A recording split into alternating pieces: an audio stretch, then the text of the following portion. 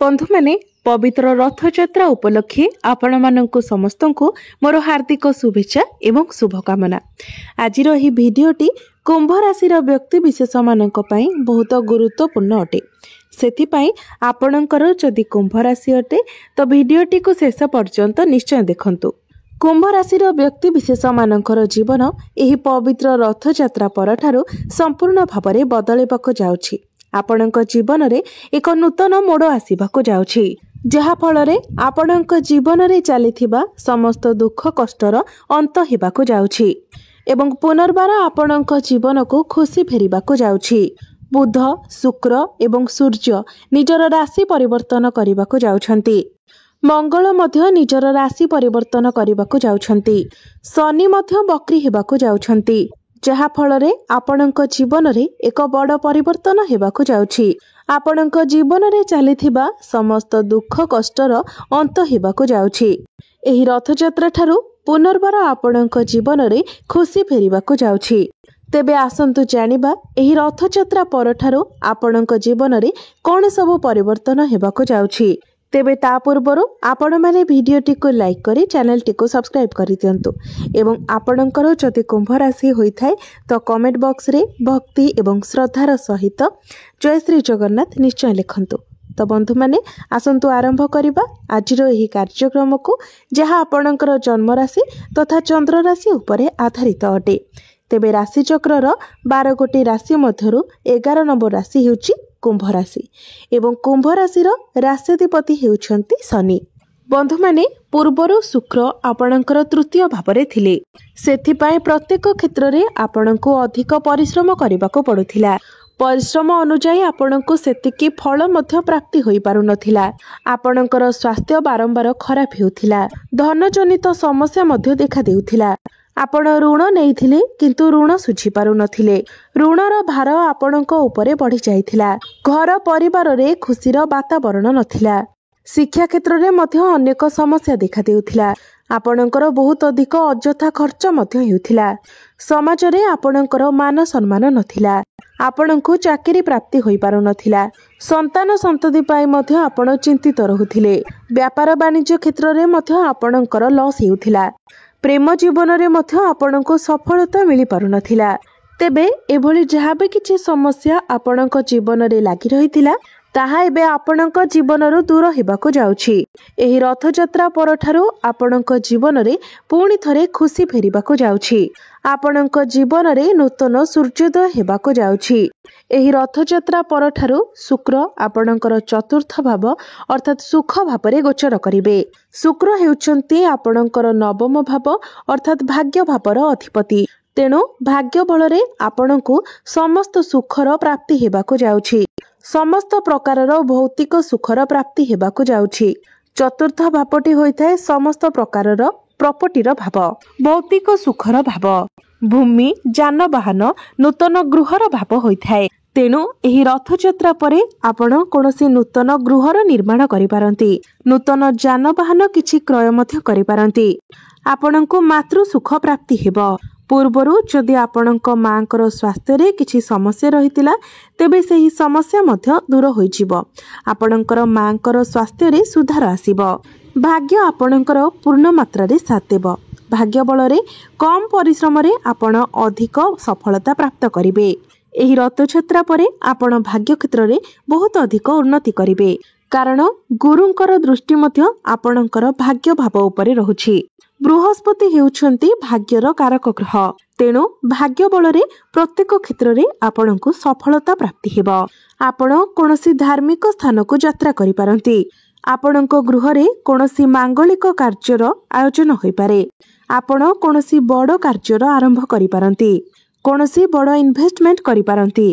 Share market, stock market एवं trading रे आपणको आकस्मिक लाभ प्राप्ति हेबो। समाज रे आपणकर लोक संपर्क बढ़िबो। आपणक मध्य रे ज्ञान बढ़िबो, बुद्धि बढ़िबो। समाज रे आपणकर मान सम्मान पद प्रतिष्ठा बढ़िबो। पितांक सहित आपणकर संपर्क बहुत भल रहिबो। आपणको आपणक पितांक ठारू प्रत्येक क्षेत्र रे सहयोग प्राप्ति हेबो। धार्मिक कार्यकलाप रे आपण निजर अर्थ मध्य खर्च करि पारंती। धर्म आड़कू आपणकर मन अग्रसर हेबो।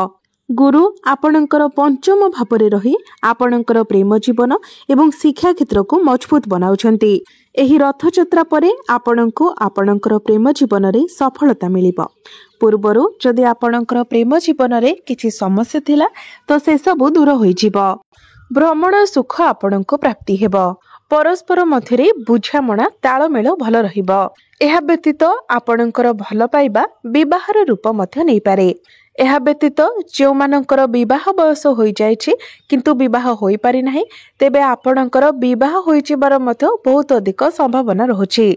शिक्षा क्षेत्र रे मध्य आपण बहुत अधिक उन्नति करिवे कारण आपणकर पंचम भाव अर्थात शिक्षा क्षेत्रर अधिपति बुध अटंती एवं बुध आपणकर षष्ठ भाव रे सूर्यंक सहित बुधादित्य राजयोगर निर्माण करुछंती जहा फलरे एही रथयात्रा परे आपण आपणकर शिक्षा क्षेत्र रे बहुत अधिक उन्नति करिवे। आपण आपणकर शिक्षा को नेकी विदेश यात्रा मध्य करि पारंती। उच्च शिक्षा करिबा पई आपण बाहर को जाई पारंती। कोनोसी कॉम्पिटिटिव एग्जाम किंतु किंबा गवर्नमेंट एग्जाम रे आपण को निश्चित भाव रे सफलता प्राप्ति हेबो। एही रथयात्रा परे आपणकर जदि किछि एग्जाम रहिछि तेबे सेथिरे आपण निश्चित भाव रे उत्तीर्ण हेबे।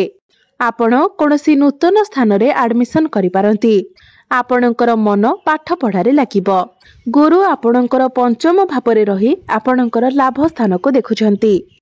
आपणकर एकादश भाव को देखुछंती जहा फलरे एही रथयात्रा परठारु आपणको प्रत्येक क्षेत्र रे लाभ ही लाभ प्राप्ति हेबो। एकादश भावटी होइथाय इच्छा पूर्तिर भाव जहा फलरे आपणकर कोनोसी गोटे बड़ इच्छा मध्य पूर्ण होई पारे। बड़ भाई भौणी मानकर सपोर्ट आपणको प्राप्ति हेबो। आकस्मिक धन लाभ हेबार मध्य जोग बनुछि। आपण व्यवसाय करुथांतु किंबा चाकरी करुथांतु प्रत्येक क्षेत्रु आपणको लाभ प्राप्ति हेबो। आपणकर इनकम बढ़िबो। आपणकर फाइनेंशियल ग्रोथ हेबो। आपणकर बैंक बैलेंस मध्य बढ़िबो। गुरु आपणकर लग्न को देखुछंती। लग्न को देखिबार अर्थ हेउछि जदि आपणकर किछि स्वास्थ्यगत समस्या लागि रहुतिला ताहा मध्य दूर होई जिवो। आपणको समस्त प्रकारर स्वास्थ्यगत समस्या मुक्ति मिली जिवो किंतु आपणकर टिके पेट जनित समस्या देखा देई पारे एवं आपणकर मोटापण मध्य बढ़ी जाई पारे। एथि प्रति आपण टिके ध्यान देबे कारण शनि देव बकरी हेबाको जाउछंती। शनि आपणकर द्वितीय भावरे अर्थात आपणकर धन भावरे बकरी हेबा पाई जाउछंती। एही रथयात्रा परे आपणकर आर्थिक स्थिति सुदृढ़ हेबो। घर परिवार रे हस खुशीर रहरी लागि रहिबो। जो दंपति माने संतानर कामना करुथिले सेमानंकु संतान सुख मध्य प्राप्ति होई पारे। शुक्र आपणकर चतुर्थ भावरे रही आपणकर दशम भाव अर्थात कार्य भाव को दृष्टि देउछंती जहा फलरे क्यारियर क्षेत्र रे आपण बहुत अधिक उन्नति करिवे। क्यारियर क्षेत्र रे भाग्य आपणको सहयोग करिवो। ऊपर ऑफिसरंकर सपोर्ट आपणको प्राप्ति हेबो। आपण जदि पूर्वरु चाकरी करिसंती तो आपणकर प्रमोशन हेबार मध्य जोग बनुअछि एवं जो माने भी बेरोजगार अछंती जो मानक निकट रे कोनोसी चाकरी बाकरी नाही सेमानंकु नूतन चाकरी मध्य प्राप्ति होई पारे। आपण निजर चेष्टा जारी रखंतु। समस्त इंटरव्यू रे आपण निश्चित भाबरे क्वालिफाई करिवे। तेबे कर्म क्षेत्र रे आपण आर्गुमेंट ठारू दूरे रहंतु। आपणकर सीनियर हुअंतु जूनियर हुअंतु आपणकर बॉस हुअंतु समस्तंक सहित आपण आर्गुमेंट ठारू बंचंतु नचेत आपण समस्या रे पड़ी पारंती कारण आपणकर कर्म भावर अधिपति मंगल केतुंक सहित युक्ति करूछंती जहा फलरे आपण आर्गुमेंट ठारू जेते पारिबे दूरे रहंतु। कर्म क्षेत्र रे आकस्मिक भावरे आपणको सफलता प्राप्ति हेबो। आपणको पाखको नुआ नुआ काम आसी पारे एवं प्रत्येक काम को आपण बहुत सहजरे करि पारिबे एवं कर्म क्षेत्र रे आपण बहुत अधिक उन्नति करिवे। बंधु माने केतु आपणकर सप्तम भावरे थिबा कारणरु आपण आपणकर वैवाहिक जीवन उपरे विशेष ध्यान देबा उचित नचेत आपणकर वैवाहिक जीवन रे समस्या आसी पारे। छोट छोट कथा को नेकी आपणक मध्यरे बड़ कली झगड़ा हेबार संभावना रहुछि किंतु आपणक लाइफ पार्टनरकर क्यारियर रे ग्रोथ आसीबो। राहु आपणकर लग्न रे थिबारु आपण किछि बड़ करबाको चेष्टा करिवे। किछि बड़ करबाको आपण भाबी पारंती। सूर्य एवं बुध आपणकर षष्ठ भाव में बुधादित्य राजयोगर निर्माण करुछंती। पूर्वरु जदि आपण किछि ऋण करज करथिले जाहाको आपण सुझी पारु नथिले तो समस्त ऋण करज को सुझी पारे आपण सक्षम हेबे। तेबे आपणकर टिके शत्रु वृद्धि होई पारंती किंतु शत्रु माने आपणकर किछि क्षति करि पारिबे नाही। तेणु सब दृष्टि देखिबाकू गले एही रथयात्रा परे कुंभ राशि व्यक्तिविशेष माने अनेक क्षेत्र में उन्नति करने जाउछंती।